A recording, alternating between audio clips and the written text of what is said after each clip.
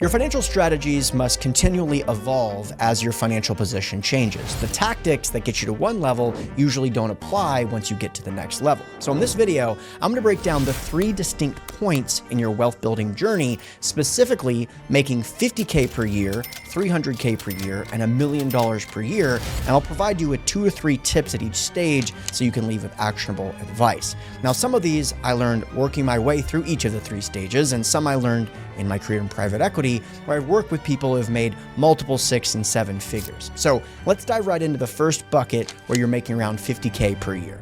$50K per year, the leveling up stage. Tip number 1, intensity. Listen, if you're coming to this channel, just know I'm not going to BS you and just tell you what you want to hear.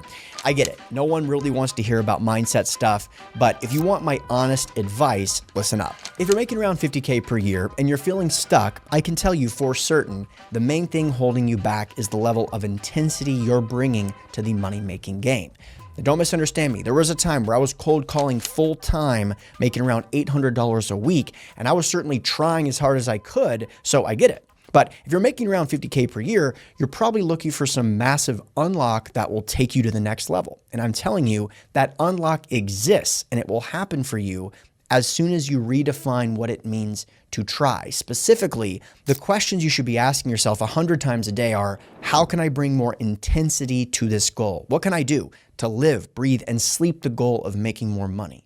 What actions would I take if I absolutely had to double or triple my income over the next 12 months? These are the kinds of questions you want to be thinking about all the time. When you're in the shower, walking the dog, when you're working out, whatever, you name it, fill that white space in your life with trying to answer those questions and then execute on the answers. $50K per year, tip number 2. Increase potential. Now that you're obsessively trying to answer these questions about making more money, you'll undoubtedly start to consume content related to this goal, which can be great, but it can be a little confusing because everyone's trying to sell you something. Drop shipping, crypto, flipping stuff on Facebook Marketplace, wholesaling houses, you name it. Which direction should you go? Honestly, probably none of them.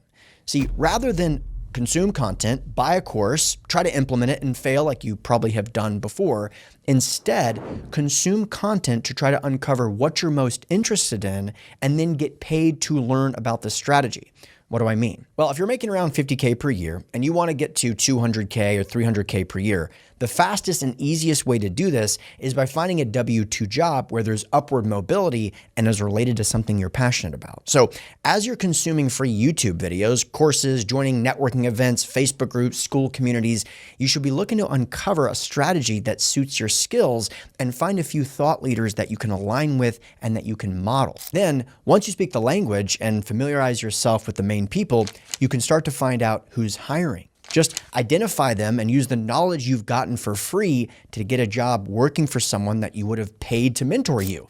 This is the ultimate jackpot from my perspective because you'll make money now and also get the knowledge you may need later down the road. I actually run a mastermind for real estate entrepreneurs and I see people execute this strategy all the time.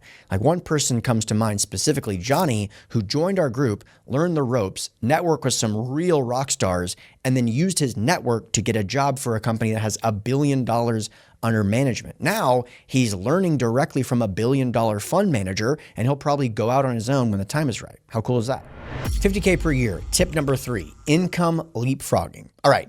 Now that you found a job with more upward mobility and you're working for someone you respect and where you're up-leveling your skills and knowledge, it's time to take this to the next level. From here, the goal is simple.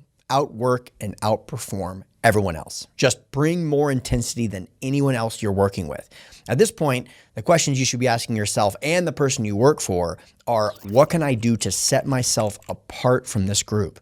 What can I do to raise the ceiling of what's even possible in this role? How can I take on more responsibilities in this role? And what certifications can I get that will make me even more valuable? Now, whether you know it or not, every company has a few players that are just totally outperforming their salary and their income. So if you have an entry-level job, but you act like a manager or a director, it stands out in the best way possible. Behind closed doors, the entire executive team will be talking about you because they're trying to replicate you. Now, that's the goal at this level, regardless of what your title is. Try to put more and more on your plate and crush everything, and therefore every one. Now, if you're doing this correctly, it should be extremely clear that you're the shining star of the group very quickly. And once you've been able to be there for long enough to generate some serious results, you can use that track record of success to go apply for other jobs with a more prestigious title and a 30 to 50% increase in pay. Now, I know this sounds ridiculous, but if you can show that you've been able to generate results at your current company, and especially if you got certifications that you didn't have before, you'll find a company that will make you an offer like that. Now, once you have that, bring it to your current employer and just tell them, hey, I got this offer. Are you willing to match it? Now, your current employer isn't going to want to let you go because you're the shining star of the organization. So they may match it, in which case, great, you got an amazing raise. And if not, take the new job and then do this again and again and rinse and repeat and work your way up the ladder. In fact, I have a friend who's making around $77,000 per year. And I told him straight up, with your current skill set, you could be making $200K per year by just implementing this strategy for the next 3 to 4 years. Now, this sounds easier than it is, but it's actually possible because other people just aren't behaving like this. They're doing the bare minimum to get by, doing exactly what their job description says, and sitting around waiting to be told what to do. This creates the opportunity for you to generate massive results and then get massive results for yourself that most other people just don't think is possible. All right, now let's go over to 300K per year, the build stage. Tip number 1, maximize output. If you're currently making close to 300K per year and trying to get to that 7-figure level, first of all, congratulations, you're doing better than 97% of the population. But you got to be careful here because this is one of the sneakiest places to get stuck because what got you here probably won't get you to where you want to go. Now, the name of the game is finding out how to maximize your output. And no, I'm not necessarily talking about working more hours. I'm talking about increasing the amount of time you spend in a quality state of work. Because if you're making around 300K per year, this means you're making around $150 an hour. So if your time is being taken up by tasks that make you less than $150 an hour, it's time to outsource them. Now, the most basic requirement here is to hire a virtual assistant or VA. Now, for context, I currently have multiple full-time VAs, which I hired from onlinejobs.ph, which sources talent from the Philippines. Now, as of the recording this video, you can get full-time talent for $5 to $12 an hour, which is around $800 to $2,000 per month. Now, at first, this sounds like an expense, but the truth is they actually free up your time so that you can make more money. And you can use these virtual assistants to help you do anything, ranging from managing your calendar to waiting on hold for you to booking dinner reservations to even responding to your emails. But the cool thing is this doesn't just apply to hiring overseas talent that can help you with virtual tasks. You can actually use the exact same principle to leverage meal prep services or clothes washing services or house cleaning services. Anything that allows you to spend more time in a quality state of work, making more money, you can outsource everything else, which is below your hourly rate. 300K per year, tip number 2, assemble your Avengers. When you're making this kind of money, a few things start to happen. You start to get hammered on taxes, and any oversight on the legal side of things can cost you greatly because now you actually have a lot to lose. So because of this, one of the best investments you can make at this level is by assembling your financial Avengers that help you save and make money in the most efficient way possible. At a minimum, this includes hiring an accountant and an attorney and having a quarterly meeting with both of them just to ensure that nothing slips through the cracks for too long. Let me give you an example. In many states, if you die, unless the correct legal documents are already in place, your assets will have to go to probate court, which is where a judge will decipher where your assets are supposed to go. And this is an arduous process. You do not want your spouse or loved ones to be going through this, especially since they're already dealing with your passing. Now, this is actually really easy to avoid in several states by just having a revocable trust set up that owns all your assets so that when you die, your spouse gets 100% ownership of the trust without requiring that they go through the legal process. So after I got married, one of my financial Avengers told me this, and I was able to get this revocable trust set up for just $2,000. Now, without my Avengers, who knows what would have happened when I passed away? And this is just one of many examples. All right, now let's go over to $1 million per year, the optimize and defend stage. Tip number 1, optimize. When you make it to $1 million per year, you've got a lot going for you, right? You've got the skills, the vocabulary, the network, and probably the mindset.